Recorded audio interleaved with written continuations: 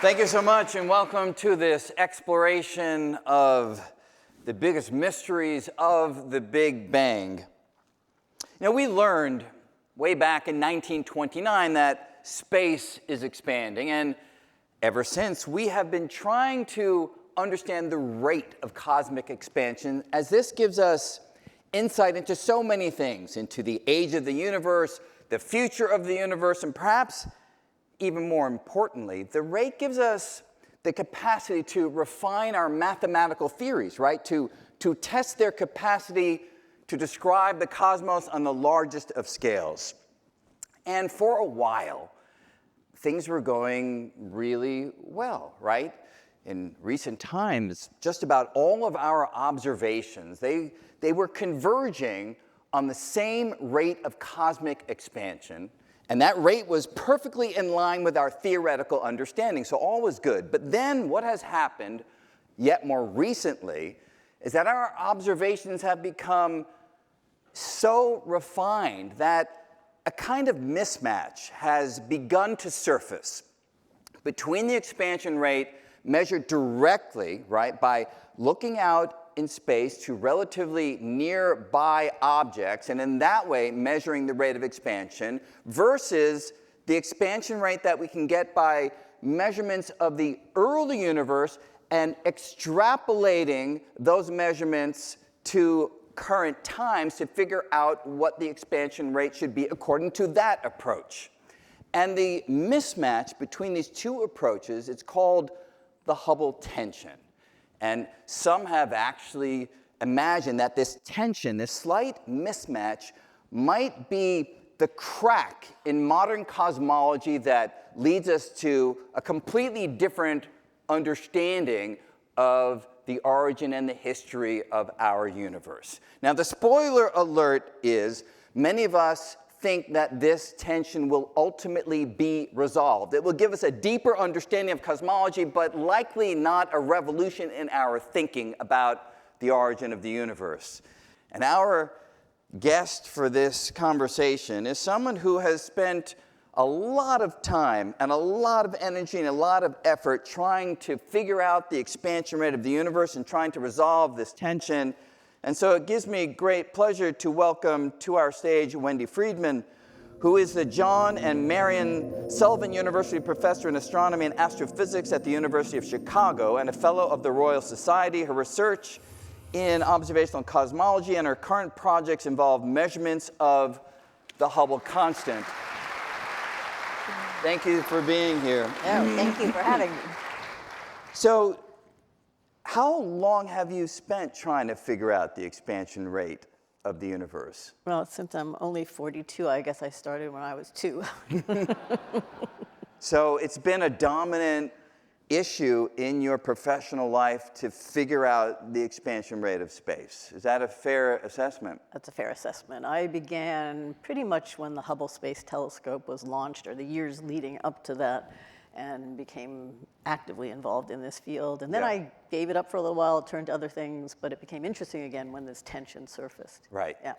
And just as a quick spoiler alert for where we are going, your thinking right now is that things will ultimately resolve and there's going to be a deeper understanding, but not we're going to have to throw away past understanding. I don't see evidence at the moment for an overthrow of our standard theory. I think we don't know where this will ultimately resolve, but I think the challenges are severe enough that we need much better data to ascertain at the 1 in a million chance that this is wrong and that then something else has to come Don't along. see that in the data at the moment.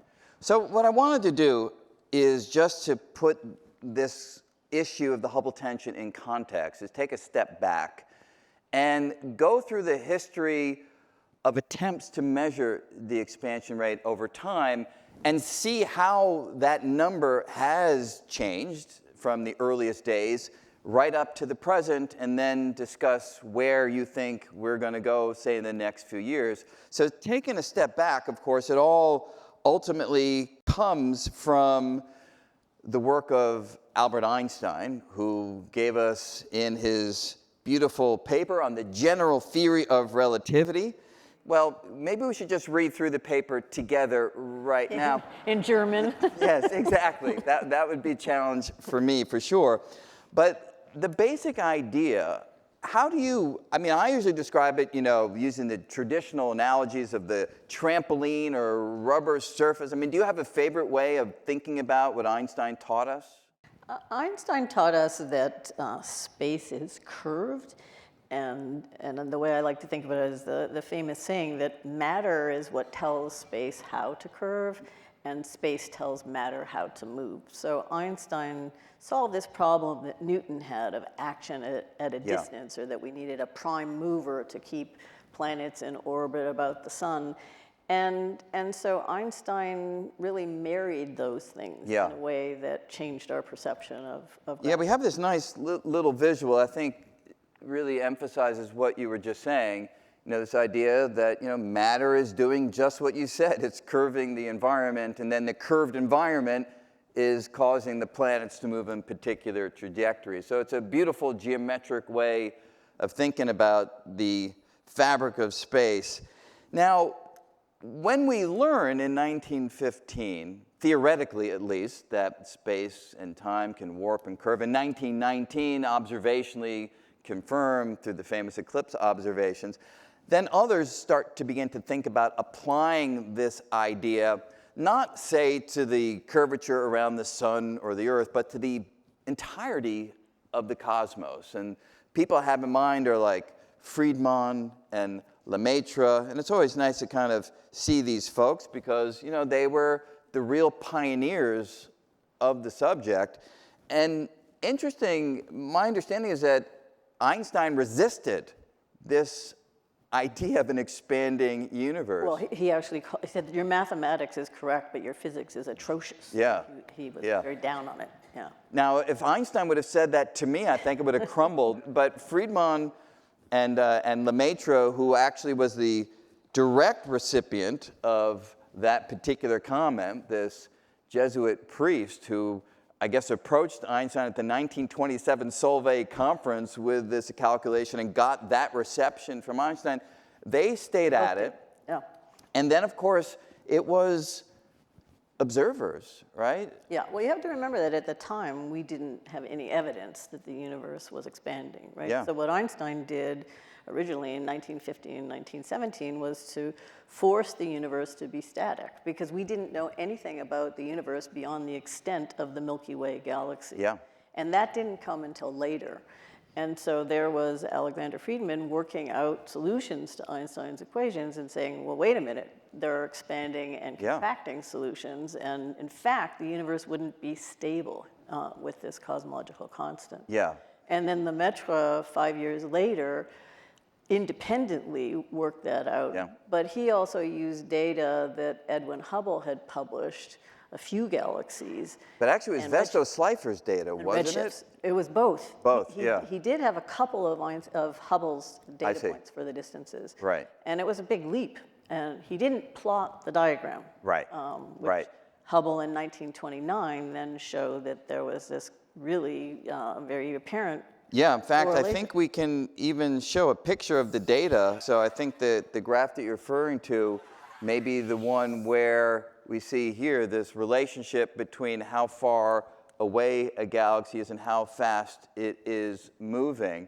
But to get to that data, there was one essential problem that Hubble needed to resolve, which is how do you figure out how far away things are when you're looking in your telescope? And this is an issue that we still face today. We have more sophisticated tools. But can you take us through the work? I think it's nice to pull out the history here. One individual in particular, Henrietta Swan Leavitt, who doesn't really get a lot of airtime when we talk about, but vital contribution. Everything we do now in cosmology rests on her fundamental contribution. Can you just give us a feel for what that is? Yeah, so at the turn of the last century, we could map, and astronomers have spent a lot of time mapping positions on the sky of stars, but you don't know the third dimension. How far away is a star? And so is the star bright because it happens to be nearby, or is it faint because it's far away? And there was just no way to know that, and except for some very nearby stars. And what Henrietta Leavitt did was she was studying stars in our nearby, what we know is a galaxy, the Large Magellanic Cloud, and its companion, the Small Magellanic Cloud. And she noticed that there were stars that were changing in brightness. So most stars in our lifetimes, if we look up at the sky, they don't change. They're boring. They don't change.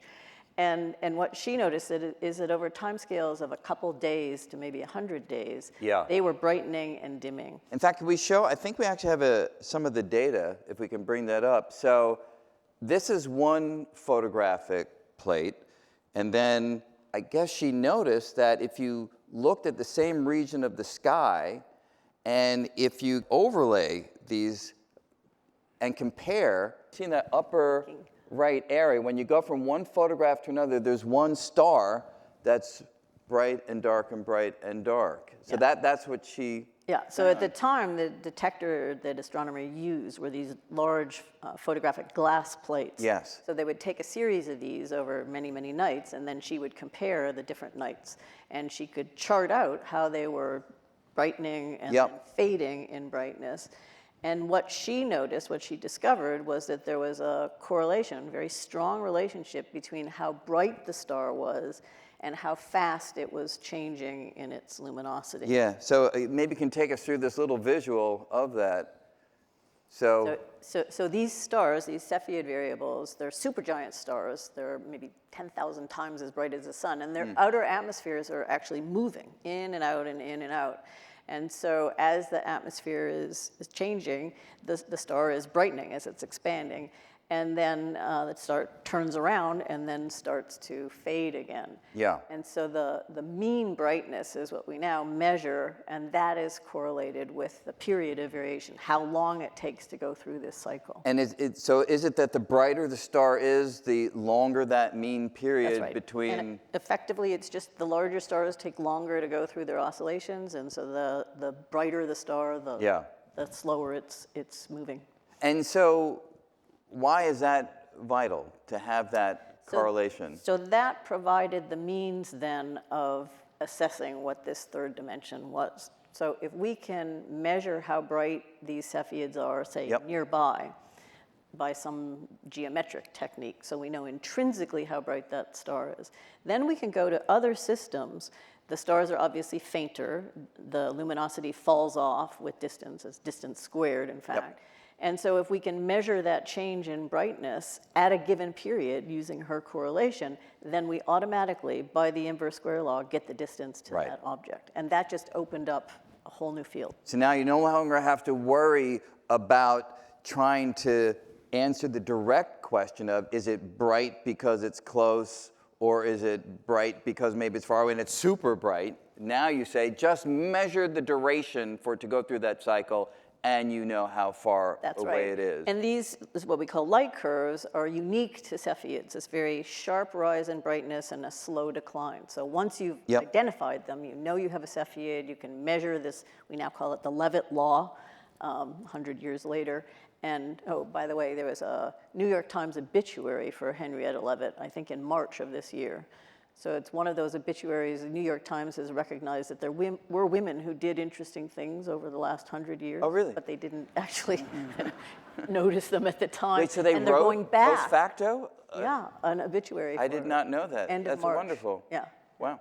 And did they consult, like, with experts like you? They did. They oh, that's fantastic. with me. That is great. Nice. All right, so this gives us a means of determining how far away things are. But for Hubble's graph, you also need a means of determining how fast they are moving. What Hubble discovered when he eventually realized there were Cepheids in many of these nebulae that had been known for a couple hundred years before that if he plotted the velocity of the galaxy as a function of its distance from us, there was a correlation. Yeah. In the sense that galaxies that were farther from us were moving faster. Right. So that's the velocity part, the faster. And right. that came from observations made by an astronomer named Vesto Slipher. Right. And and he didn't really credit Slipher in that first paper. No. The velocity is all use them. Yeah. And so, but just take us through, so the redshift idea, just to sort of go full circle here, how do you determine the speed? I guess by the degree to which certain spectral lines have been shifted to the red. As that distant object is moving away, the light that it emits gets stretched, and that makes it more toward the red. And the degree to which it shifted gives you insight into how fast it's moving away from you. Right. So this eventually became the interpretation of Hubble's data. Yep. Married with Einstein's general relativity, that this would give rise to an expansion of the entire universe. Yep. And so the redshifts, or the velocities, they're simple to measure, unlike the distances. Exactly, So yeah. Different elements have different spectral features at a given wavelength. You measure them in a laboratory, and they always will be at that position. So you can take a spectrum of your galaxy, compare the positions of the spectral lines, and this difference in the wavelength then gives you a measure of the velocity. Right. So those can be very accurately measured, and that's not the problem. That's sort of the easy a century part. of trying to make these measurements. It's not the velocities, it's the distances that are hard. And so this ultimately does result in the paper that Hubble writes, and we showed the graph from that paper a moment ago, which is pretty much the moment when people take seriously this idea of the expansion of the universe. Now, with that, Hubble then has the capacity to make a prediction for the rate from the data that he's measured. And what does he find for the rate of the expansion of space? Yeah, so that plot that shows velocity versus distance, the slope of that relation, which is what we now refer to, in fact, as the Hubble-Lemaitre constant, or law, is what Hubble found was a value of 500. Right. And we now know that it's something like 70, so it's way high. It was way high, but can you just give us a sense? We have the number up there, so it's in these funny units, kilometers per second per megaparsec. Just give us a sense of, I mean, usually we talk about speeds as sort of, kilometers per second. Why kilometers per second per megaparsec? Yeah, so it's a unit of velocity and it's a unit of distance, right? Yeah. So he's plotting velocity versus distance, and if you notice, because there are 2 units of distance, it's actually it's inverse time. Yeah. So it gives you a measure of the age of the universe. Right. Now, we now know that we have to understand what the other components in the universe are, how much mass is there, how much energy, and so on. But it's a very good estimate. 1 over the Hubble constant gives you a measure of the age of the universe. Right. And that immediately became problematic. Because it was the wrong age. Because it was the wrong Hubble constant and the wrong age. It was too young. It was about Right. The Earth would have been older than the universe. Exactly. Something like that. Hubble got 2 billion years, and even from geological age right, dating at right. that time, we knew it was at least 3 or 4 billion years old. Right. So that was the first age problem. Right. And so pretty quickly, my understanding in the history of these ideas, people began to realize what was wrong with the details of Hubble's interpretation and his measurements, and the Hubble constant, that speed of expansion, began to immediately come down, right? It wasn't that immediate. It was really not until the 1950s when an astronomer by the name of Walter Baade, who was working at the same observatory where Hubble was, now know it as the Carnegie Observatory. In fact, I spent most of my career there. Sure. And Walter Baade, had discovered that there were 2 different populations of stars. One was a young population, and the other was an older population. And it turned out that the kind of Cepheid, there were 2 kinds of Cepheids belonging to each of these populations, and the kind of Cepheids that had been available to Hubble at the time were the wrong kind. So when Baade came Or he interpreted it the wrong way. Right, he had no idea they were Cepheids, but they were doing the bright, old dark thing, but they were not fitting into the pattern that this other category would. Right, and Bade's realization led to a doubling of the distances, or a halving of the Hubble constant. I say now we're down to 250 kilometers per second per megaparsec. That happened in the early 1950s. So there was actually quite a block of time 20 where it years remained. or so, or maybe even 30 years. Yeah. And then what was the next insight that brought us even closer? The next insight was that some of the stars that Hubble had used, so there weren't enough galaxies that he could measure Cepheids in nearby. They're hard to measure. We can talk about that and why. And so he used what he thought were the brightest stars in these galaxies. And he said, okay, if we compare the brightest stars in this galaxy, they're probably similar to the brightest stars in another galaxy. And that way he could, again, use the inverse square law of light to get a distance. But it turned out that those stars, what he thought were stars, were actually regions of ionized gas that we call H2 regions. And they were wrong. So that brought the value down to maybe 75-ish. And then people started to argue about whether it was 50 or 100. And there were decades of a debate, is the Hubble constant 50 or 100? And that meant that we didn't know the age or the size of the universe to better than a factor of two. So if the Hubble constant was 100, then the age was 10 billion years. If it was 50, it was 20 billion years. And I don't know about you, but if someone said you're 100 or 50, it's kind of a difference. It's, you look different, So it was very annoying for astronomers. And so this then takes us up to the more modern story of really trying to refine this. And you mentioned that you began to really focus upon these ideas with, did you say with the launch of the Hubble Space Telescope? Leading up to Hubble. Hubble was supposed to be launched in 1986, and I started in about 1984. And then there was the Challenger accident, and Hubble got delayed till 1990. That was 86, I guess? So that sort of changed things significantly. So what then was your approach? Were you following in the tradition that we've outlined, or was it very different? I was very fortunate to come along at a time when the traditional detector astronomers had used, these glass astronomical plates, were superseded by electronic solid-state devices, these charge-coupled devices that we now have in our handheld phones. But they became available at astronomical observatories. And they had a huge advantage in that they were much more sensitive than the photographic plates. They were linear. And what I mean by that is photographic plates saturated when things were bright, and then they were just wrong at faint. And so you could actually, whatever photons were coming to us from these stars, linearly correlated with the electronic signal that you measured from your detector.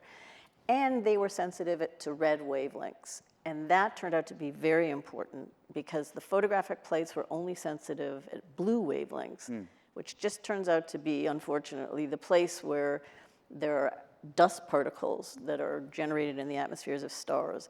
They are between us and these Cepheids, and they scatter the blue light. So it just turns out that the size of these dust grains is comparable to the wavelength of blue light.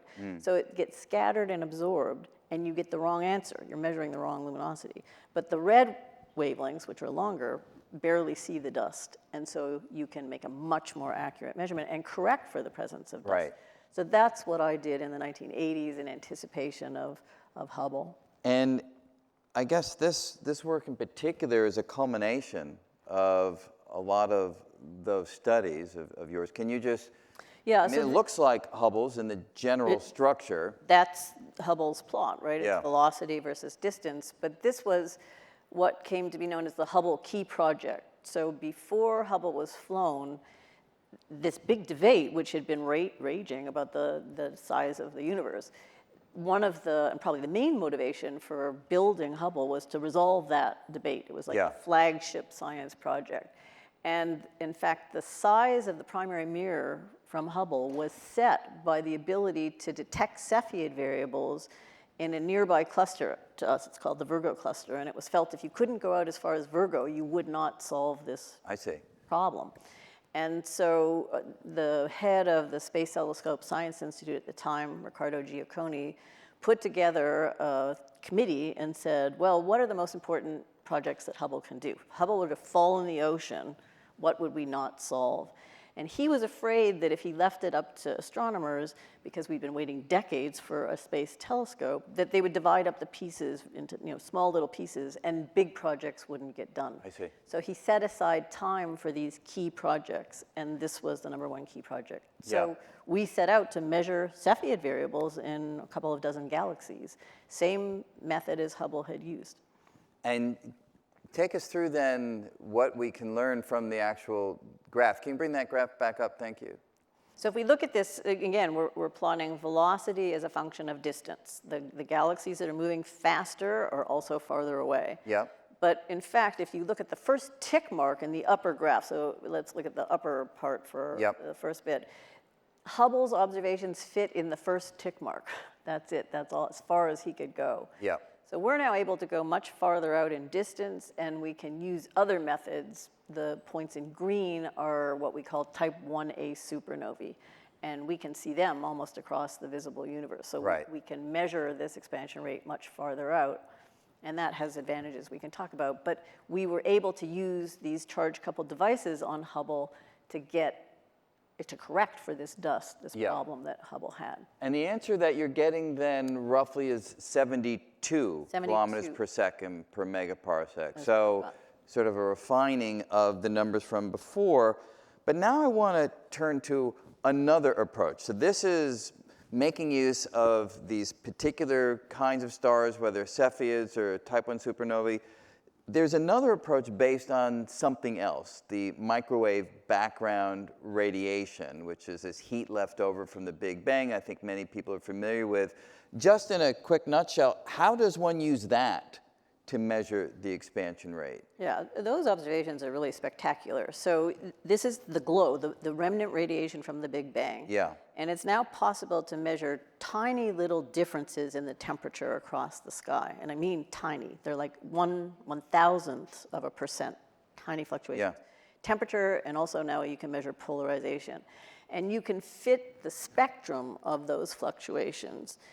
And so you measure temperature differences across the sky, and you fit a model, which is now what we call our standard model, which has dark matter, dark energy, 4 other parameters, and then you can infer what the expansion rate would be today. Extrapolating these early universe measurements. It's a very predictive model as to what would happen, and it's not extrapolating out into infinity. The model predicts this with really high precision.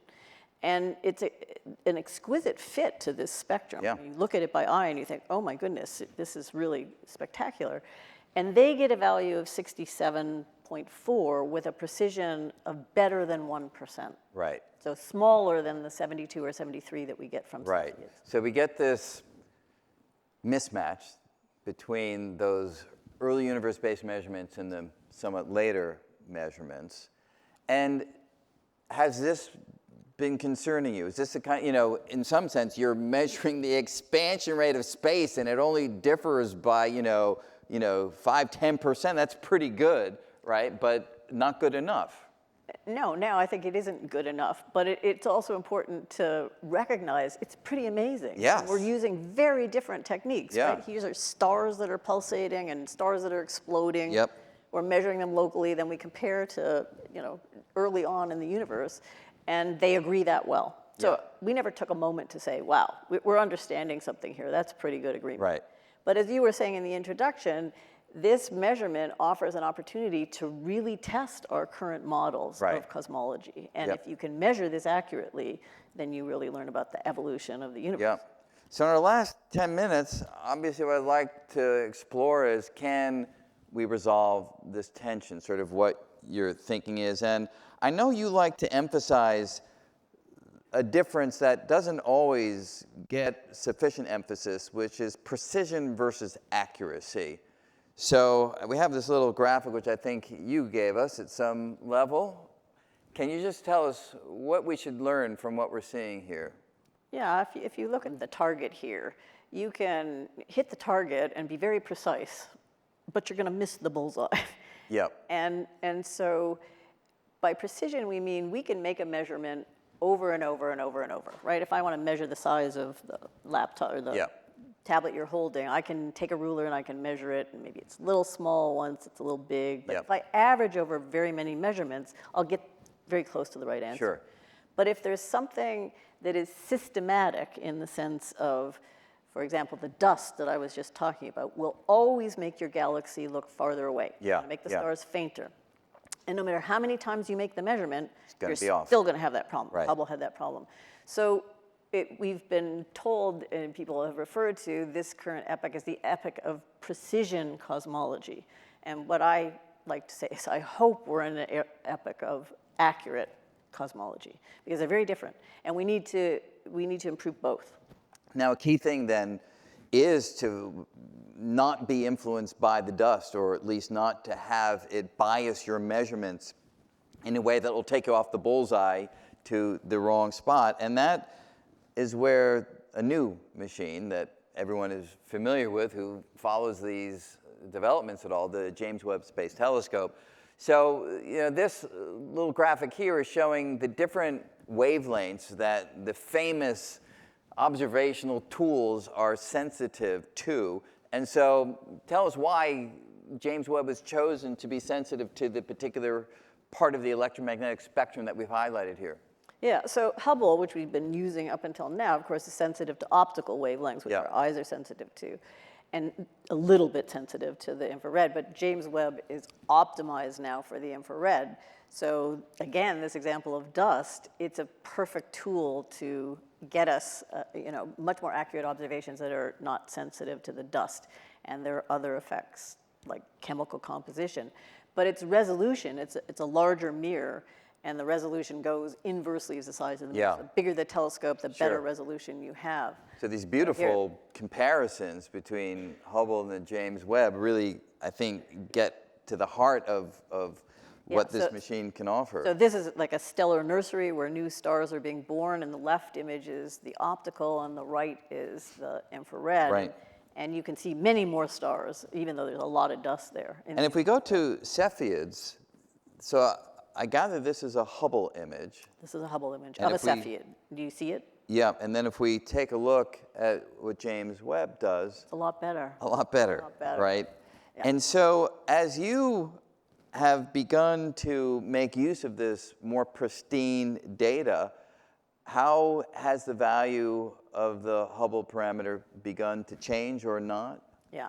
We're using 3 different techniques we applied to the James Webb telescope to not just use Cepheids, because each method will have its own kind of systematics, but we use stars called red giants, and there are other stars, carbon stars. So they're independent measures to the same galaxies. Right. And what we're finding with this higher resolution data is that the Hubble constant is coming down.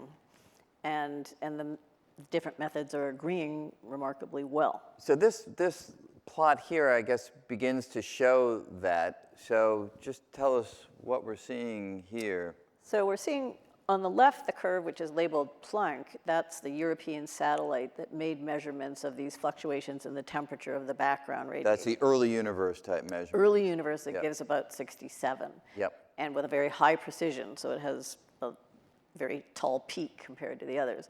On the right is the measurements from the Hubble Space Telescope, the blue curve there, that's giving a value of 73 or so. And then in the middle is what's coming now from James Webb, from the 3 methods that I just mentioned. And it's in pretty good agreement with the Planck measurements, i.e. the standard model of cosmology. It still overlaps with the Cepheid measurements. Yep. So I wouldn't say we're done yet, but I think we may be at a turning point where we're seeing that you don't need to change the standard model. It's not a 5 sigma or 1 in a million chance that this would be wrong. There's this beautiful graphic that, again, you're deeply familiar with, that kind of summarizes, in some sense, the whole subject, over the past, I don't know, since the year 2000. And so it's a wonderful in-progress success story as these measurements are again converging to a value that the theory understands well and the different observations are converging upon. So is the message that standard cosmology is currently alive and well, and we just have to keep pressing on to make these measurements ever better? I think that we have a model that is pretty spectacular in many ways. There's this dark matter, we don't yet know what it is. There's dark energy that we fundamentally don't understand yet. Yep. So I think we're all hoping that there will be something that will either break it or give us some insight into what is this model, what is it? But I am not so certain that it's the Hubble tension that's going to lead us in that direction as well. So is there a part of you that's disappointed? Yeah, I think it'd be fun to find evidence for something completely new and different. Yeah. But I think the history of the subject, again, shows how difficult this is. Yeah. And we don't rule it out. But I think the evidence, extraordinary claims require extraordinary evidence, Yeah. and we're not there. And so Right. we certainly don't require it. Well, it's a wonderful episode, going back to the pioneers of the subject at the turn of the 20th century. And who knows, maybe you'll still turn up that crazy anomaly that requires us to rethink things. But so far, it's all going swimmingly well. So thank you so much Thank you. for this conversation. Thanks a lot.